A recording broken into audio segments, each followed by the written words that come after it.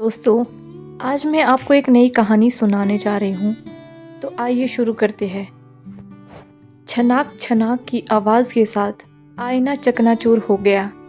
आईने का हर टुकड़ा रिया का अक्ल सा दिख रहा था। मांग में भरा सिंदूर, गले का मंगलसूत्र, कानों के कुंडल, ये सब मानो रिया को चिढ़ा रहे थे। शायद समाज के दोहरेपन के आगे वह हार मान चुकी थी। एक साथ कई सवाल उसके मन में उमड़ रहे थे। आईने की नुकीली टुकड़ों में रिया को उसके सवालों का जवाब नहीं मिल सका। आंखों में आंसुओं के साथ पिछली यादें किसी फिल्म की तरह रिया की आंखों के सामने से गुजरने लगी थी। श्रीहान नाम था उसका। 20 साल का होते होते वह उसके माँ बाप ये समझ चुके थे कि श्रीहान का शरीर भले ही एक मर्द का हो, पर उसके अंदर का मन एक औरत का है। माँ बाप ने श्रीहान को कई डॉक्टरों को दिखाया, इलाज भी चला, पर कोई फ़ायदा नहीं हुआ। डॉक्टरों ने श्रीहान को जेंडर आइडेंटिटी डिसऑर्डर्स का मरीज़ बताया, जिसमें शरीर तो औरत या मर्द का हो सकता है, पर हाव भाव और लक्षण विपरीत लिंग के होते हैं। श्रीहान के नैन नक्श तीखे थे।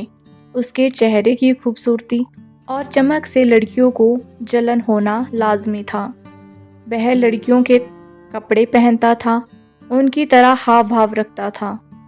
गाने गाता और लड़कियों की तरह डांस करना उसे बहुत ज़्यादा अच्छा लगता था। किसी से बात करते समय लचकना मचकना श्रीहान की जैसे मानो आदत बन चुकी थी। श्रीहान 22 साल का हो चुका था।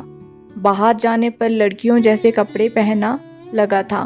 वह मानो उस जमाने के कोहिनूर सी और दूसरों की बातें सुनने वाला था। उसने अमर नाम की एक दोस्त बनाया, जिसे वह अपना बॉयफ्रेंड कहता था। अमर को इस बात का एहसास था कि श्री की हरकतें लड़कियां जैसी हैं, पर उसे तो सिर्फ श्रीहान के पैसे से मज़े करने थे, इसीलिए वह उसके नाज उठाता था। आज वो दोनों श्रीहान का जन्मदिन मनाने के लिए किसी रेस्टोरेंट में जाने वाले थे। इस खास दिन के लिए श्रीहान ने अपने लंबे बालों को खुला छोड़ रखा था और वह सलवार सूट पहने हुआ था। उन दोनों को वापसी में रात के 11:30 बज गए थे। अमर और श्रीहान एक दूसरे का हाथ पकड़े गाड़ी की पार्किंग की तरफ बढ़ रहे थे। अरे, लगता है मैं अपना मोबाइल रेस्टोरेंट में ही भूल आया हूँ, कहकर अमर अंदर की ओर लपट गया, जबकि श्रीहान बाहर ही उसके आने का इंतज़ार करने लगा। एक बड़ी सी गाड़ी श्रीहान के ठीक सामने आकर खड़ी हो गई और उसने बाहर निकलने एक बलशाही लड़के ने श्रीहान को अंदर घसीट लिया और मुंह पर टेप लगा दिया ताकि वह शोर न मचा सके। गाड़ी को वह लोग एक आधी बिल्ली बनी बिल्डिंग के पास ले गए और श्रीहान को बाहर घसीटा। आज बहुत दिनों बाद कोई चिकना माल मिल गया था। श्रीहान के कपड़े फाड़ते हुए एक बहशी बोला, पर अगले ही पल वह बुरी तरह चौंक गया। अरे, यह तो लड़की के वेश में एक लड़का है। क्यों बे, लड़की बनकर घूमने में ज़्यादा मज़ा आता है क्या? कह कर वह बहशी ने श्रीहान के गाल पर 2-4 गुस्से सरीद दिए। अब क्या करे, सारे मूड का तो सत्यानाश हो गया था। अब मूड कैसे फ्रेश करे? दूसरा लड़का बोला। भाई, तुम लोग अपना सोच लो, मुझे तो आज इसी लड़के के साथ ही मज़े लेने हैं। कभी कभी स्वाद भी तो बदलना चाहिए ना। इतना कहकर वह लड़का श्रीहान के साथ ज़बरदस्ती करने लगा और फिर कुछ देर बाद बराबरी से तीनों दोस्तों ने श्रीहान के साथ मुंह काला किया और उसे तड़पती हालत में छोड़कर वहां से चले गए। बेहोशी की हालत में श्रीहान कब तक रहा, उसे कुछ पता ही नहीं है। आंखें खुली तो उसे अपनेपन को एक अस्पताल में पहुंचाया। पुलिस वाले भी उसके सामने खड़े थे। तो आपका क्या कहना है कि आपके बेटे का रेप हुआ है? पुलिस वाले ने श्रीहान के पिता से पूछा। जी, हमें पंडित का बयान लेना है। इंस्पेक्टर ने कहा कि श्रीहान से कुछ अटपटे सवाल पूछने के बाद जल्द ही कार्रवाई करने की बात कहकर बाहर निकलते हुए पुलिस कांस्टेबल इंस्पेक्टर से कह रहा था, साहब ये अमीर गरीब घर के लड़कों के चौंचले हैं। पहले लड़की बनकर घूमते हैं और फिर रेप करवाकर हमारे लिए काम बढ़ा देते हैं। हिजड़े कहीं के। हिजड़े श्रीहान की यह शब्द गाली की तरह चुभ रहा था। उसके कलीजे में मानो एक ठंडक सी, एक ज्वाला सी उजड़ रही थी। कभी वह ये सोचता कि इस पुलिस वाले को तो मैंने जान से ही मार देना था, पर करे भी तो क्या ही करे। श्रीहान को जब यह सब बड़ा अटपटा लगा तो उसको काफ़ी अजीब सा लग रहा था कि ऐसा मेरे साथ आखिर क्यों हुआ। पुलिस वाले के सामने वह खड़ा हो तो गया, पर वह करे भी तो क्या करे। पहला मौका था जब उसे अपनी इस दोहराई जिंदगी जीने का ढंग पर शर्म आई। तकरीबन 5 दिन तक अस्पताल में रहने के बाद वह सोचने लगा कि मैं इस अस्पताल में आया ही क्यों। अपने बॉयफ्रेंड अमर को उसने फ़ोन लगाया। काफ़ी देर बाद अमन का फ़ोन उठाया और सीधे शब्दों में कह दिया कि तुम्हारे साथ जो हादसा हुआ है उससे हमारी काफ़ी बदनामी हो गई है, इसीलिए उसके साथ अब कोई संबंध नहीं रखना चाहता है। जिस दोस्त की अब उसे बहुत ज़्यादा ज़रूरत थी उसी ने उसका हाथ छोड़ दिया था। श्रीहान काफ़ी परेशान हो गया था। श्रीहान ने अपनी मर्यादा पर बेजान से पड़े हुए अंग को नफरत से भरे देखा। यह पहला मौका था जब श्रीहान ने अपना लिंग बदलवाने की बात गहराई से सोची।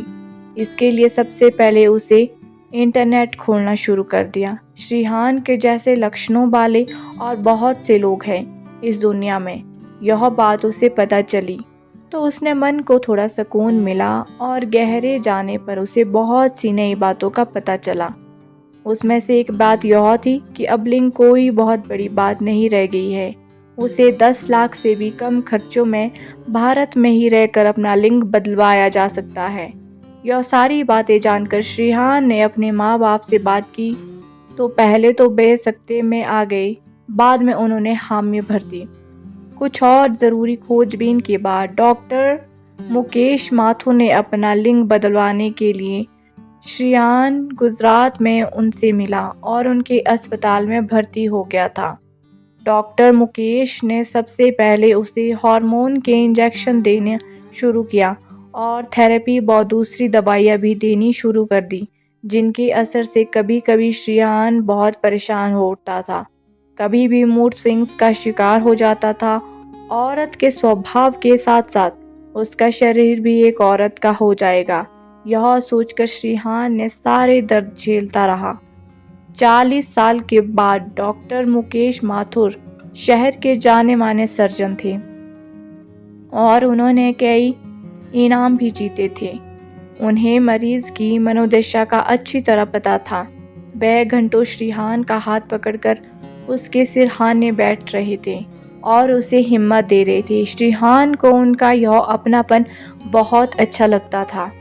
धीरे धीरे दवाइयाँ और हार्मोन का असर श्रीहान के शरीर पर होने लगा था। सीने पर आभार आने लगे और शरीर के बाल पतले करके गायब होने लगे।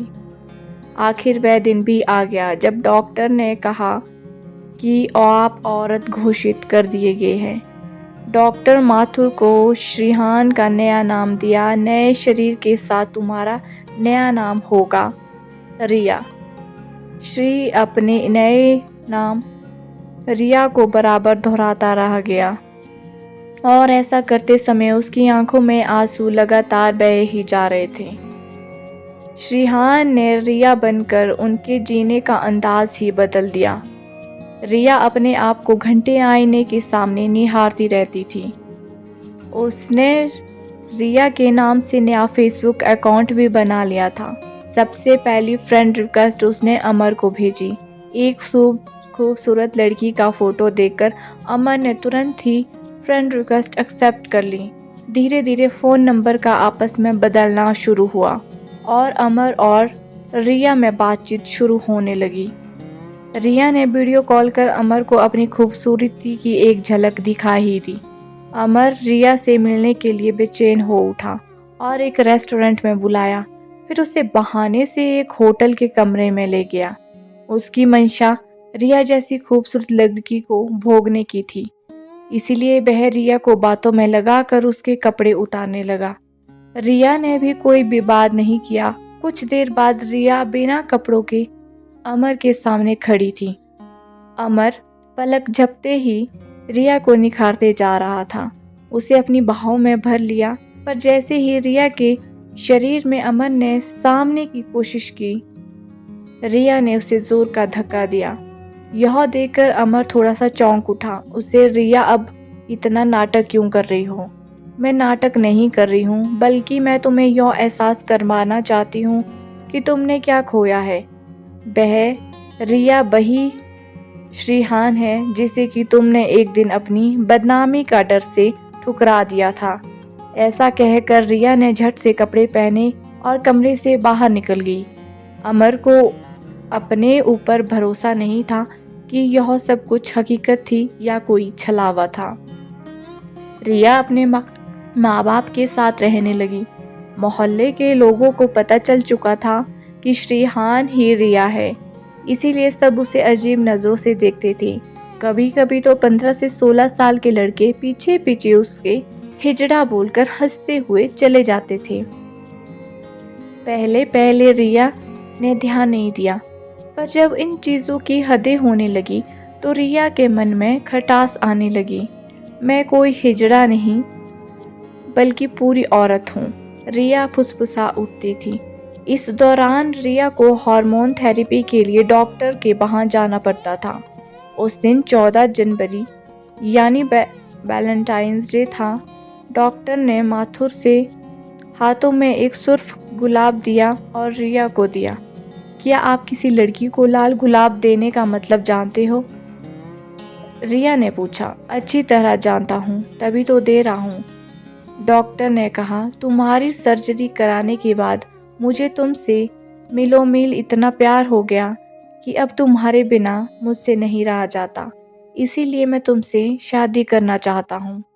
एक ट्रांसजेंडर बनने के बाद से ही रिया एक ऐसे इंसान को ढूंढ रही थी जो उसके साथ शादी करने की हिम्मत जुटा सके और उसे औरत का जिस्म का एहसास करा सके। रिया डॉक्टर की यह बात सुनकर फुलाई नहीं समा रही थी। उसे लग रहा था यह एक सपना है। रिया के माँ बाप को भला इस फैसले पर क्या इतराज होगा। उन्होंने उसकी हाँ में हाँ मिला दी। एक सादा समारोह में डॉक्टर ने रिया से शादी कर ली। एक ट्रांसजेंडर की एक डॉक्टर के साथ लोकल अखबारों में प्रमुखता से जगह दी। सोशल मीडिया पर भी डॉक्टर और रिया की शादी खूब सुर्खियों में रही। शादी के बाद डॉक्टर और रिया जी भरकर सेक्स का सुख लेने लगे। अपने शरीर को लेकर रिया का हर तरह का डर खत्म हो गया था। आज कुछ मीडिया वाले डॉक्टर का इंटरव्यू लेने आए थे जो उनके बराबरी वहीं जा रहा था। एक ट्रांसजेंडर के साथ शादी करके उन्हें कैसा लग रहा है। पत्रकार घुमा फिराकर उनके सेक्स संबंधों के बारे में जानना चाह रहे थे। उनके हर सवाल का डॉक्टर बड़ी गर्मजोशी से जवाब दे रहे थे। पत्रकारिता खत्म होने के बाद डॉक्टर माथुर ने मोबाइल पर एक फ़ोन आया, जिसे सुनकर रिया, मैंने एक लिंग बदलते हुए लड़के से शादी कर ली। मैंने इस हिम्मती फैसले के लिए मुझे मानव कल्याण संस्था वाले अवार्ड दे रहे थे। डॉक्टर चहक रहे थे। उनको खुश देखकर रिया भी खुश हो गई। 2 दिन बाद ही डॉक्टर को जब अवार्ड मिला तो उसने अपने डॉक्टर साथियों को इस खुशी की पार्टी पर बुला दिया। सारा खाना बाहर से मंगवाया गया और महंगी वाली शराब का दौर चल रहा था। मुकेश के सभी साथी नशे में झूमे हुए थे। यार मुकेश, शराब तो तू पिला दी, पर शराब के लिए अपनी इस ट्रांसजेंडर बीवी को ही बुला ले, एक साथी ने कहा। हाँ यार, बड़ा मूड हो रहा है, दूसरे साथी ने कहा। नहीं यार, भले ही वह ट्रांसजेंडर हो, पर वह उसकी बीवी है, दूसरे दोस्त ने बचाव किया। ट्रांसजेंडर की क्या इज्जत और क्या बेइज्जती, ये तो ग्रुप सेक्स के लिए ही राजी हो जाते हैं।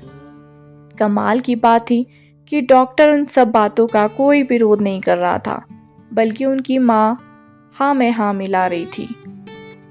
दीवार के पीछे खड़ी रिया यह सब सुन रही थी। उसकी आंखों से आंसू बह रहे थे। इतने में रिया ने अपनी पीठ पर किसी का मजबूत हाथ महसूस किया। वह था डॉक्टर का। मुकेश रिया को घसीटते हुए अपनी साथियों के सामने लेकर बोला, लो दोस्तों, शराब के बाद मजे इससे कर लो। यह आप क्या कह रहे हो? मैं आपकी पत्नी हूँ। डॉक्टर ने बड़ी जोर से हंस पड़ा।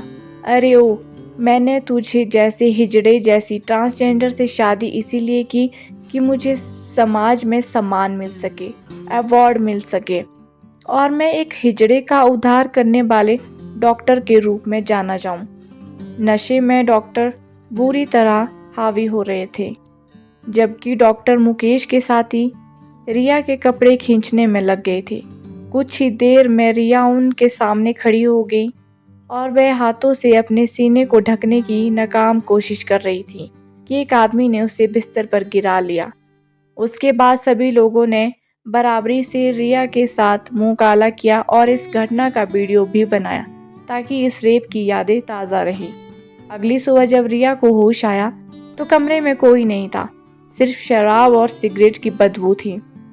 रिया ने किसी तरह से कपड़े पहने और उसकी नज़र आईने के टूटे हुए कपड़ों पर पड़ी जो उसे चिढ़ा रहे थे, मानो कह रहे हो कि तुम एक हिजड़ा हो, तुम एक ट्रांसजेंडर हो और तुम्हें समाज वाले इज्जत की नज़र से कभी नहीं देखेंगे। बड़ी चली थी शादी करने। रिया ने भरे मन में टूटे आईने का एक टुकड़ा उठाया और अपनी कलाई की नस को काट लिया। उसकी कलाई से तेजी से खून टपकने लगा।